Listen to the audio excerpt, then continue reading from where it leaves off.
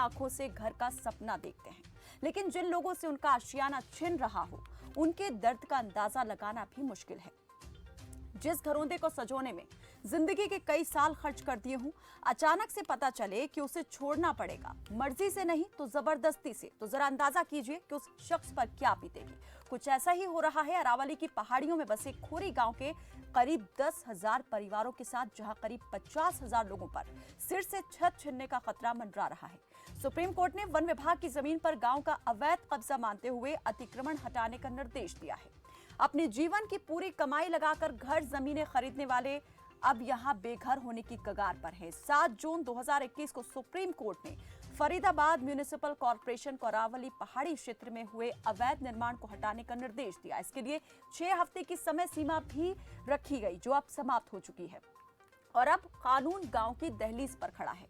यहां बसे परिवारों को हटाने के लिए पुनर्वास की मांग सरकार तक पहुंचाने के लिए आज गांव में महापंचायत रखी गई थी, जिसमें बुलावे पर किसान नेता गुरनाम सिंह चढ़ूनी भी पहुंचे, लेकिन पंचायत से पहले ही पुलिस ने ग्रामीणों पर लाठीचार्ज कर दिया। पहले आपको सुनवाते हैं क्या कहना है गुरनाम सिंह चढ़ूनी का, उसके बाद डालेंगे सवालों पर नजर और करेंगे जिम्मेदारों से चर्चा।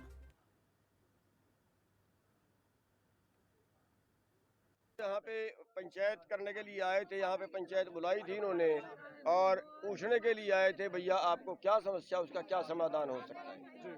और समाधान तो सरकार के साथ बैठ के ही अच्छा था कि होता, लेकिन हमारे आने से पहले उनको लाठियां मारी गई, बहुत बुरी तरह उन लाठीचार्ज किया गया और कई लोगों को पकड़ के जेल में ले गए हैं।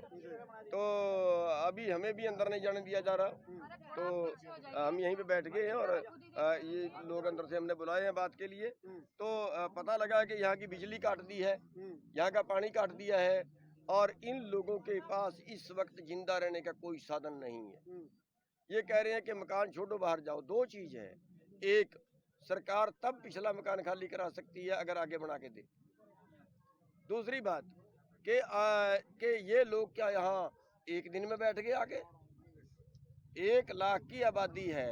अरे भाई बरसों लगे होंगे, 20 साल 30 साल 50 साल लगे होंगे 1 लाख की आबादी को बसते। क्या जिन लोगों ने रिश्वत ले लेके इनको यहाँ पे जगह दी, क्या उन लोगों के खिलाफ कोई कार्रवाई कर रहा है? उन लोगों को सजा दो। तीसरी बात, यहाँ पे 5 स्टार होटल बने हुए हैं इसी जगह पे, उसी जगह पे जहाँ गरीब बस्ती है उसी जगह पे 5 स्टार होटल भी है। 5 स्टार होटलों को कोई नोटिस तक आज तक नहीं है, 5 स्टार होटलों को कोई कार्रवाई नहीं है और गरीब आदमी पे कार्रवाई है। ये मेरे समझ में नहीं आता, देश का बढ़ाएंगे क्या? बाद म्युनिसिपल कॉर्पोरेशन ने अवैध निर्माणों पर कार्रवाई शुरू की तो मामला कोर्ट पहुंचा। साल 2010 में खोरी गांव वेलफेयर एसोसिएशन ने पंजाब और हरियाणा कोर्ट में अवैध मकान न तोड़े जाने की याचिका दायर की। साल 2012 में इस संबंध में एक और याचिका दायर कर पुनर्वास की मांग रखी गई। साल 2010 से ये कानूनी लड़ाई जो है वो लगातार जारी है खोरी गांव की। 2016 में हाईकोर्ट ने हरियाणा सरकार को निर्देश दिया कि खोरी गांव के लोगों के पुनर्वास के बारे में फैसला करे। साल 2016 का हाईकोर्ट का यह आदेश था कि खोरी गांव के लोगों के पुनर्वास के बारे में हरियाणा सरकार जो है वो फैसला करे। हरियाणा शहरी विकास प्राधिकरण पुनर्वास नीति ने साल 2003 को कट ऑफ साल माना, यानी जिसका मतलब हुआ कि साल 2003 से पहले जो लोग इस इलाके में बसे थे उन्हें आवास का अधिकार मिलेगा, बिना ये देखे कि वो हरियाणा के लोग हैं या नहीं। सिर्फ ये देखा जाएगा कि 2003 से पहले यहां पर कौन कौन बसा हुआ है। 2017 में फरीदाबाद म्युनिसिपल कॉर्पोरेशन हाईकोर्ट के फैसले के खिलाफ सुप्रीम कोर्ट पहुंच गया। सुप्रीम कोर्ट ने 19 फरवरी 2020 को इस मामले पर फैसला सुनाया और अरावली वन क्षेत्र में हुए सभी अवैध निर्माण को हटाने का आदेश दे दिया। सरकार से अब गुहार लगा रहे हैं खोरी गांव के लोग और कानूनी लड़ाई जो है वो अभी भी जारी है, लेकिन सुप्रीम कोर्ट का आदेश आ चुका है। 6 हफ्ते की मोहलत मिली थी जो कि अब पूरी तरह से खत्म हो चुकी है। पुलिस का कड़ा पहरा यहां पर है, बिजली पानी जो है वो यहां पर काट दिया गया है। हरियाणा सरकार हालांकि पुनर्वास की बात कर रही है, लेकिन पुनर्वास सभी का नहीं होगा, सिर्फ उन्हीं लोगों का होगा जो कि हरियाणा के निवासी हैं, यानी हरियाणा के वासी हैं। ये 1400 के करीब जो है घर देने की बात हरियाणा सरकार कर रही है, लेकिन यहाँ पर सवाल है 10,000 परिवारों का, यहाँ बसे 50,000 लोगों का। सवाल यही कि वो लोग कहाँ जाएंगे, वो परिवार कहाँ जाएंगे। सवालों पर नजर डाल लेते हैं, उसके बाद करेंगे जिम्मेदारों से बात। तो खोरी कॉलोनी में बसे लोग किसकी आखिर जिम्मेदारी है? हजारों लोगों के सिर से छत जाने का जिम्मेदार कौन है? सीएम ने कहा हरियाणा वासियों का करेंगे पुनर्वास, बाकी का क्या होगा? बाहरी राज्यों से खोरी में बसे लोगों को क्या नहीं मिलनी चाहिए छत? सवाल ये भी, बेघर होने वाले हजारों लोगों का कौन सहारा, किसे देना चाहिए आसरा? नंबर आपकी टीवी स्क्रीन पर लगातार फ्लैश होते रहेंगे और इस मुद्दे से जुड़ा आपका कोई सवाल, कोई राय, कोई सुझाव हो, आप हम तक पहुंचा सकते हैं इस कार्यक्रम के जरिए जुड़कर। तो खोरी गांव का दर्द जो है वो इस वक्त बहुत ज्यादा देखा जा रहा है।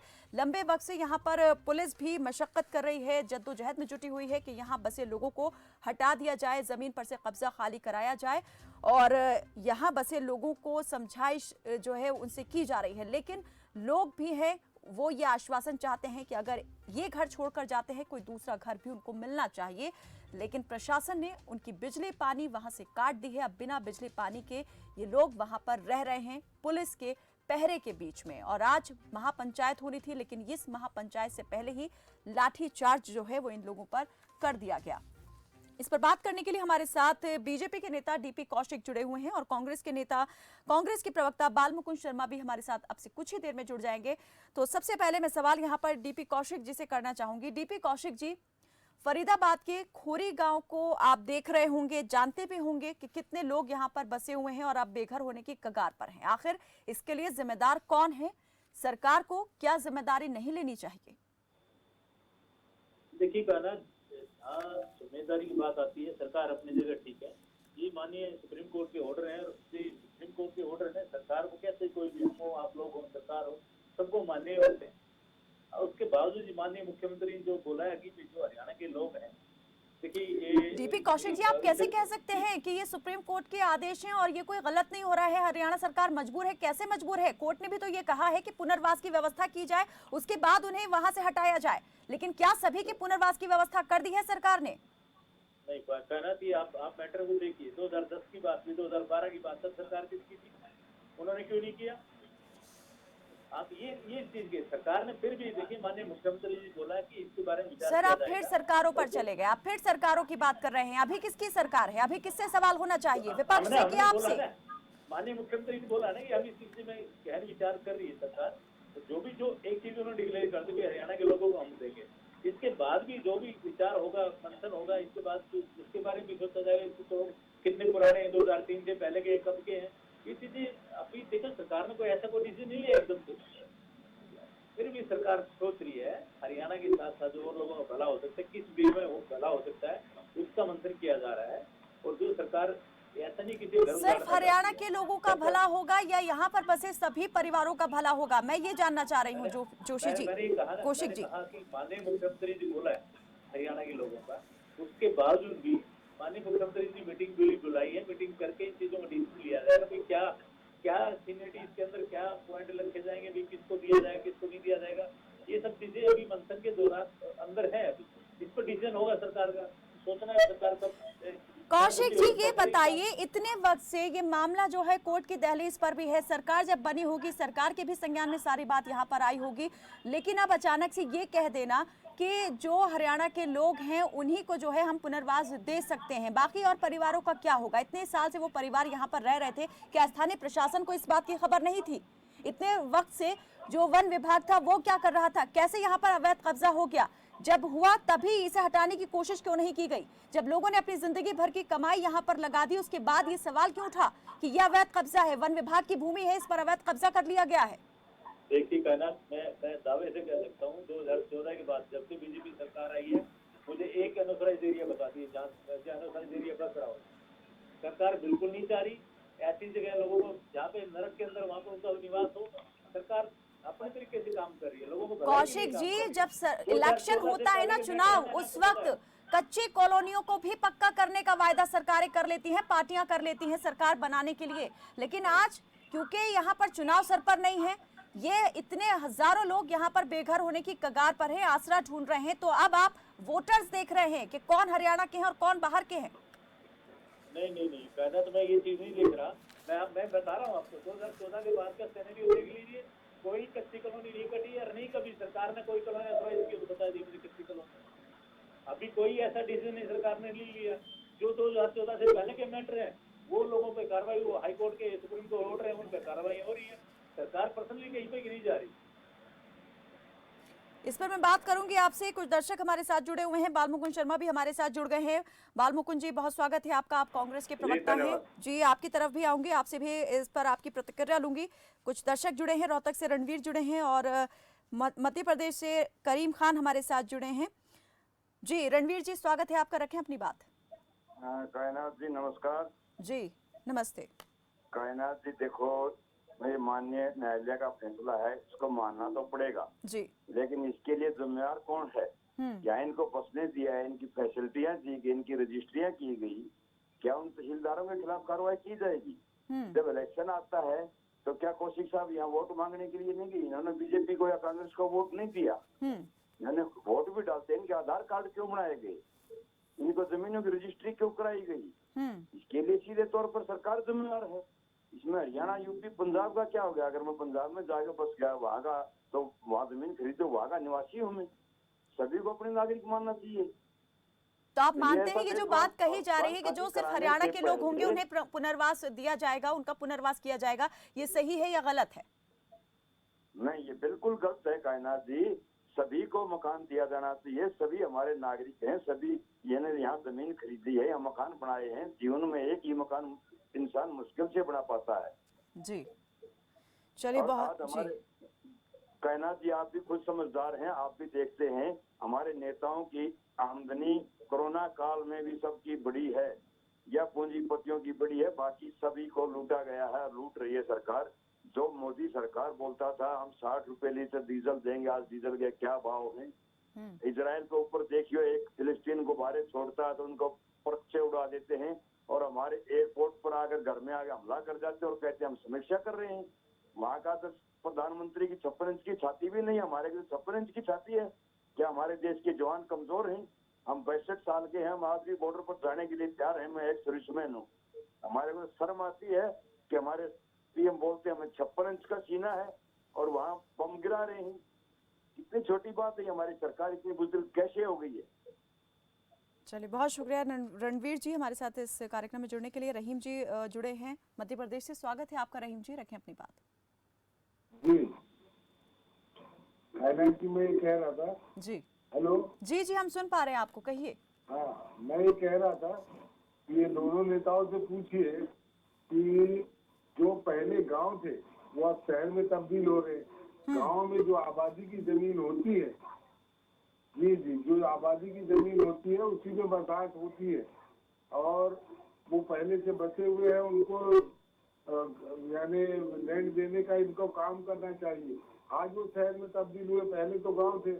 राजे महाराजे भी पहले गांव के गांव बसाया करते थे, आज वो लोग भी बसे हुए हैं। और जब इतने दिन से वो बचे हुए थे तो प्रशासन क्या कर रहा था? आज इन्होंने जो वोट की राजनीति करते हुए सारे लोगों को बसाया और आज उजाड़ रहे हैं। जिनने मुश्किल से घर बनाया उनका क्या हाल होगा? इनको जमीन देना चाहिए।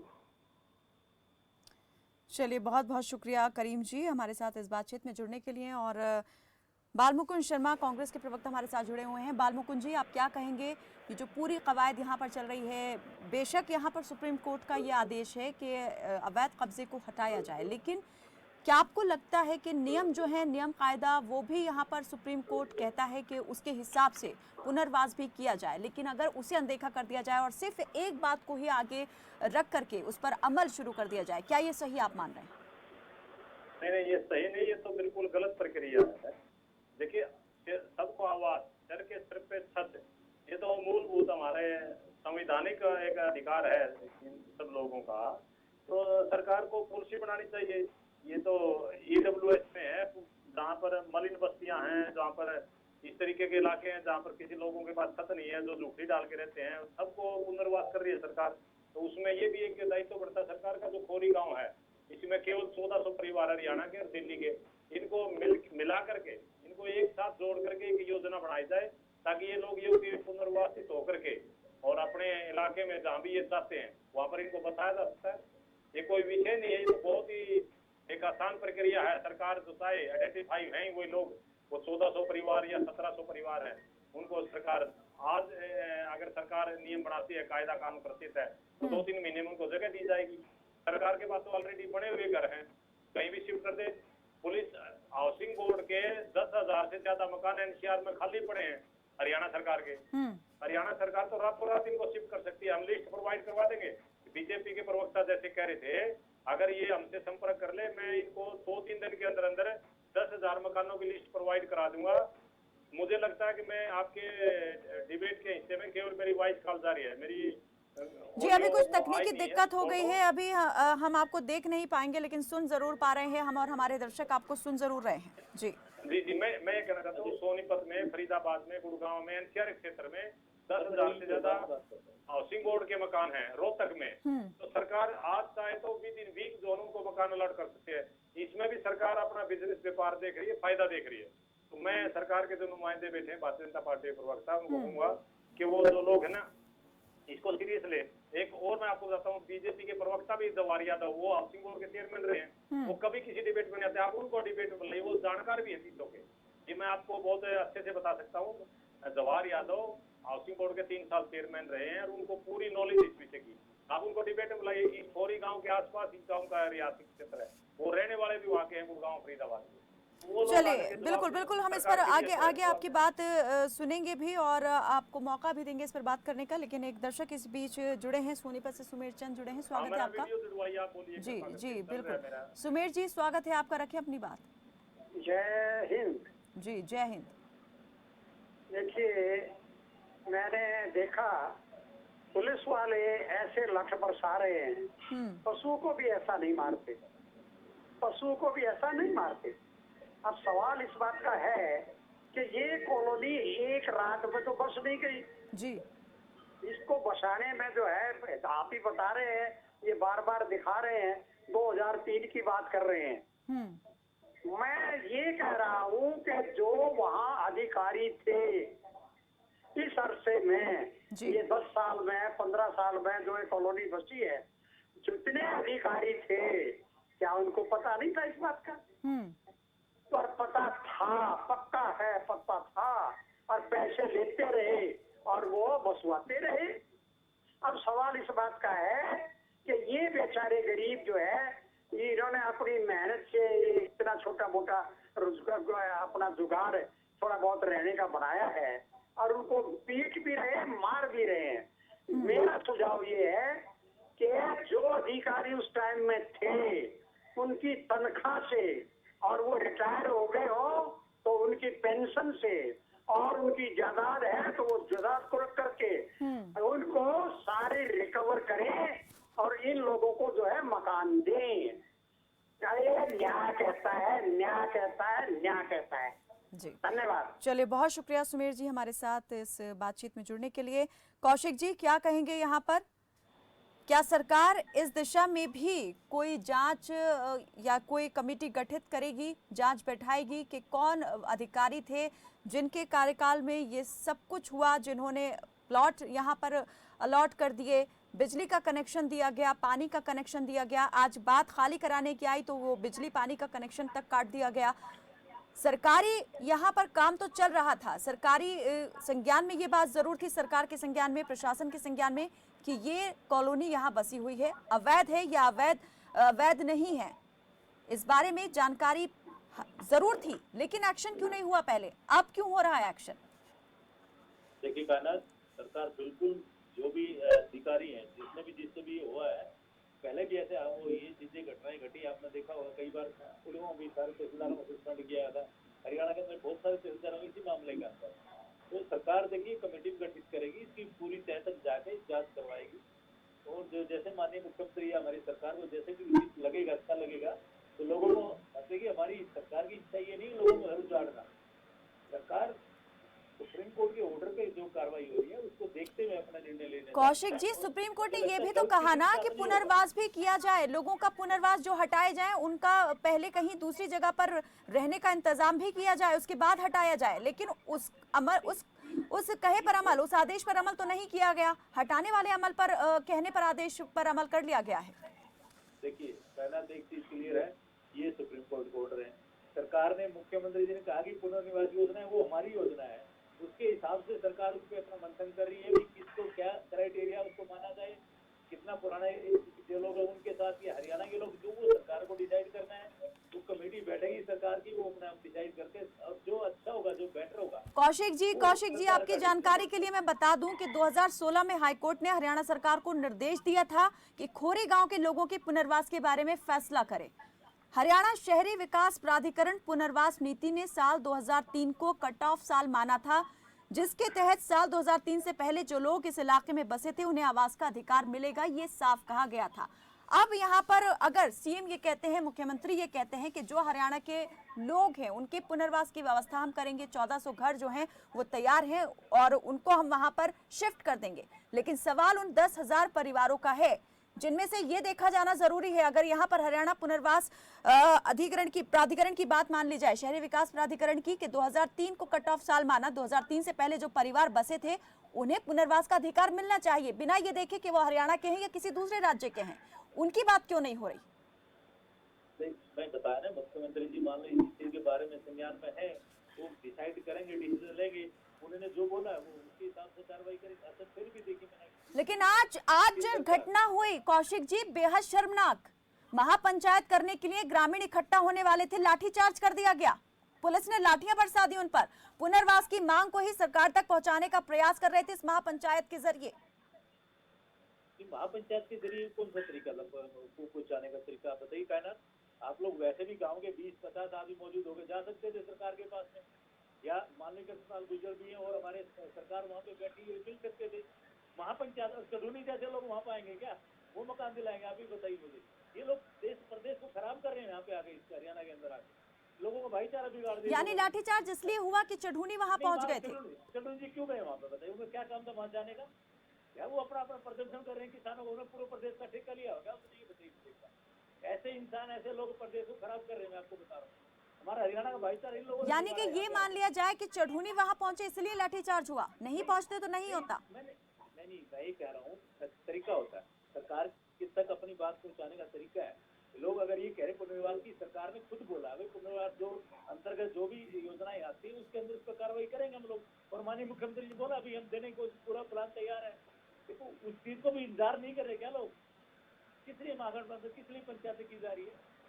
जब सरकार ने बोल दिया तो ठीक है, पुनर्वास सरकार की ये बात लोगों तक पहुंच गई, लेकिन जब उन्होंने देखा कि जो लोग हैं जितनों की बात हो रही है वो ऊंट के मुंह में जीरे के बराबर है, इसलिए अपनी बात पहुंचाने के लिए ये महापंचायत होनी थी। आप कह रहे हैं कि चढ़ूनी वहां पहुंच गए इसीलिए यहाँ पर लाठीचार्ज कर दिया गया, कि चढ़ूनी हरियाणा की नहीं है। बालमुकुंद जी, जी, ये देखिए, सरकार अभी भी अंधेरे में रख रही है। जिस सरकार ने जिस योजना का जिक्र किया है, Jawaharlal Nehru urban rural mission, इसके तहत 1400 परिवार है। मैं कहता हूँ जवाहरलाल नेहरू अर्बन मिशन इतना बड़ा प्रोजेक्ट है, ये 10 लाख परिवारों को बता दे, रातों रात परिवारों को फ्लैट दे दे। मैं ये कहता हूँ ये जो आपने जो डिबेट रखी है, बहुत अच्छी डिबेट रखी है, लेकिन ये सरकार के कानों तक जानी चाहिए। जिस योजना के तहत ये कि Jawaharlal Nehru urban rural mission के तहत इसमें और भी बहुत कार्यक्रम होते हैं, ना केवल रियासी मकान दिए जाते हैं। अब आप ट्रैफिक कनेक्टिविटी देखेंगे, जो शहरों में बसें चलती हैं, जो शहरों को और गाँव को कवर करती है, वो भी सारी दिल्ली में जितनी बसें चली हैं वो सभी की सभी JNURM के तहत चलती हैं। और इसी तरह मकान गरीब स्लम बस्तियों के लिए मकान दिए जाते हैं। इसमें तो 10,000, 15,000, 20,000 जितने मकान हो, हम उनको संख्या आपको भेज दूंगा मैं, इतने मकान खाली पड़े हरियाणा में, ये रातों रात सब लोगों को शिफ्ट कर सकते हैं। और दूसरी बात, सरकार बालमुकुंद जी, जिस योजना का आप जिक्र कर रहे हैं, जवाहरलाल नेहरू रूरल मिशन योजना, उसी के तहत ही सरकार ने पुनर्वास की बात कही है, लेकिन पुनर्वास के लिए नियम शर्तें लागू हैं, ये हरियाणा का होना जरूरी है। देखिए, जो आदमी यहाँ के बच गया वो सब इससे लाभान्वित होंगे। जवाहरलाल नेहरू जी बड़े आदमी थे, बड़े दिल के नेता थे, बड़ी ये स्कीम है। चलिए, मेरे पास वक्त बहुत कम बचा है। कौशिक जी, मैं आपसे फाइनल इस पर चाहूंगी एक कमेंट करें। सरकार क्या सभी के बारे में सोचेगी या सिर्फ हरियाणा वासियों के बारे में सबके बारे में सोचेगी? सोचना पड़ेगा इनको। देखिए कहना कि ये सरकार का प्लान है, सरकार नहीं, आप क्या सोचते हैं? व्यक्तिगत रूप से आपकी क्या राय है? क्या आप मानते हैं? देखिए जो पुनर्वास योजना है उसके अंतर्गत आपकी ही पार्टी कहती है ना कि लाइन में पंक्ति में अंतिम खड़े व्यक्ति के बारे में भी, अंत्योदय के बारे में सोचती है बीजेपी। तो क्या यहाँ पर ये जो परिवार हैं उन सब के बारे में सोचा जाएगा या सिर्फ एक राज्य विशेष के बारे लोगों के बारे में सोचा जाएगा? सरकार देखिए सोच समझ के डिसीजन लेगी। इसमें सरकार का एक ही मकसद है, किसी को पे करना होगा। ठीक है, सरकार इसको अपना मास्टर प्लान तैयार करेगी और जो भी होगा तो खुलकर कहिए ना कि सबके बारे में, जितने परिवार हैं सभी के पुनर्वास की बात होनी चाहिए या होगी? सरकार का काम है, सरकार से सरकार जो योजना के अंतर्गत जो चीजें आएंगी उसके बाद अलग है क्या डिसीजन लेती है, क्या क्राइटेरिया डिजाइन करती है वो भी सोचा जाएगा। बट जो पहले यानी आपको ये सही लग रहा है अगर सीएम कह रहे हैं कि जो सिर्फ हरियाणा के लोग हैं उनको पुनर्वासित किया जाएगा, ये सही है? सरकार ने मुख्यमंत्री जी बोला है तो मुख्यमंत्री कह ही रहे हैं इस बात को। उस योजना के अंतर्गत अगर यही चीज आ रही है तो ये होगा। यानी जिम्मेदारी किसी की नहीं बनती है, सरकार की कोई जिम्मेदारी नहीं कि जो यहाँ लोग बसे थे उनका पुनर्वास किया जाए, जबकि सुप्रीम कोर्ट ने कहा है कि जो लोग यहाँ बसे थे सभी का पुनर्वास किया जाए, उसके बाद हटाने की कवायद शुरू हो। देखिए तो सुप्रीम कोर्ट ने ऑर्डर भी हटाने का भी दिया है। अगर आप एक आदेश को सही ठहरा रहे हैं, दूसरे आदेश को पूरी तरह नजरअंदाज कर रहे हैं। नहीं हम दोनों आदेशों को देख के चल रहे हैं, एक तो नहीं ले रहे। लेकिन दूसरे आदेश में आप नियम शर्तें भी लागू कर रहे हैं। चलिए, बहुत बहुत शुक्रिया आप दोनों ही मेहमानों का हमारे साथ इस बातचीत में जुड़ने के लिए।